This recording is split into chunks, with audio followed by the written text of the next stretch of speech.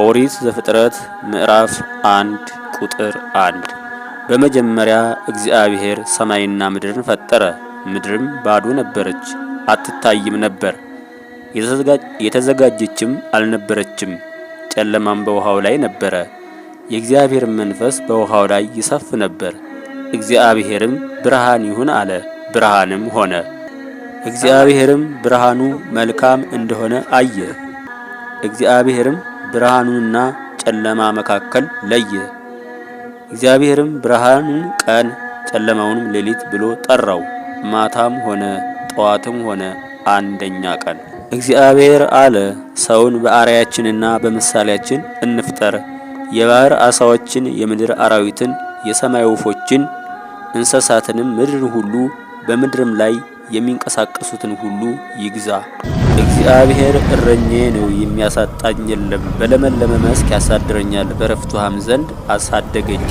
ነፍሴን መለሳት፣ ስለ ስሙም በጽድቅ መንገድ መራኝ። በሞት ጥላ መካከል እንኳ ብሄድ አንተ ከኔ ጋር ነህና ክፉን አልፈራም።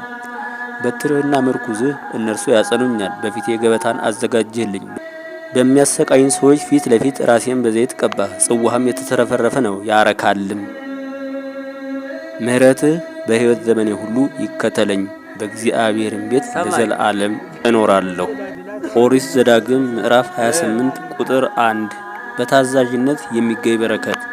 እንዲህም ይሆናል የአምላክህ የእግዚአብሔርን ቃል ብትሰማ፣ ዛሬም ያዘዝኩህን ትእዛዙን ብታደርግ ብትጠብቅም፣ አምላክህ እግዚአብሔር ከምድር አሕዛብ ሁሉ በላይ ከፍ ከፍ ያደርግሃል። የአምላክህ የእግዚአብሔርን ቃል ብትሰማ እነዚህ በረከቶች ሁሉ ይመጡብሃል ያገኙህማል። አንተ በከተማ ብሩክ ትሆናለህ፣ በእርሻህም ብሩክ ትሆናለህ። የሆድህም ፍሬ፣ የምድርህም ፍሬ፣ የከብትህም ፍሬ፣ የላምህም መንጋ፣ የበግህም መንጋ ብሩክ ይሆናል። መዛግብትህና የቀረውም ሁሉ ብሩክ ይሆናል። አንተም በመግባትህ ብሩክ ትሆናለህ፣ በመውጣትህም ብሩክ ትሆናለህ። ይህ ለእግዚአብሔር በቅንነት የመታዘዝና ሕግጋቱን የመጠበቅ ፍሬ ነው። በተቃራኒው ደግሞ እነዚህን ያለማድረግ የሚያስከፍሉትን ዋጋ እንመልከት። ነገር ግን የአምላክህ የእግዚአብሔርን ቃል ባትሰማ፣ ዛሬም ያዘዝኩህን ሥርዓቱንና ትእዛዙን ሁሉ ባትጠብቅ ባታደርግም፣ እነዚህ መርገሞች ሁሉ ይመጡብሃል ያገኙህማል። በከተማም እርጉም ትሆናለህ፣ በእርሻህም እርጉም ትሆናለህ። በመዛግብትህም የቀረው ሁሉ እርጉም ይሆናል። የሆድህም ፍሬ፣ የምድርህም ፍሬ፣ የላምህም መንጋ፣ የበግህም መንጋ እርጉም ይሆናሉ። አንተም በመውጣትህና በመግባትህ እርጉም ትሆናለህ።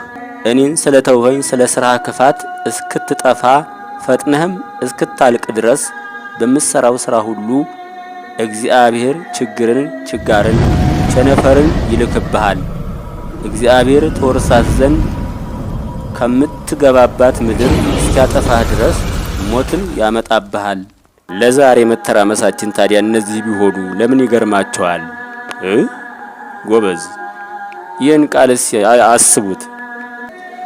ኦሪት ዘዳግም ምዕራፍ 28 ቁጥር 1ና ገባ ብላችሁ ደግሞ አለመታዘዝን 15 ላይ ብትፈልጉት ታገኙታላችሁ። እዚህ አድርገናል ወይ በሉ። እዚህ አድርገናል ወይ ታዘነዋል ወይ? እግዚአብሔርን መታዘዝስ ምንድነው ብሉና ከአባቶቻችሁ ጠይቁ። ከጥሩ አባቶች ነው፣ ከዳቢሎስ አባቶች አይደሉም።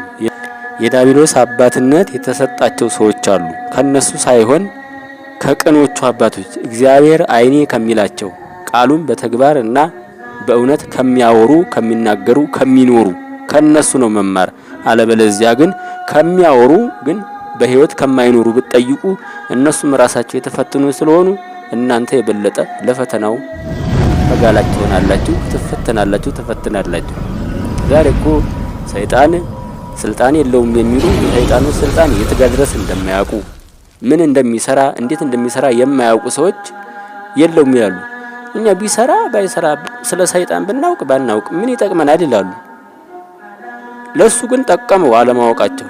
ለነሱ ቢያውቁ ግን ይጠቀሙ ነበር። እንዴት እንደሚይዝ ቢያውቁ እግዚአብሔርን የሙጤ ብለው ሰግደው ጾመው ጸልየው አድነን ድክመታችን ይሄ ነው ብለው ለፈጣሪያቸው ነግረው ንስሐ ገብተው እንዳይድኑ በትዕቢት ተቆለለና ሲነዳቸው አፈር ጉድጓድ ገቡ። ያሳዝናል። እ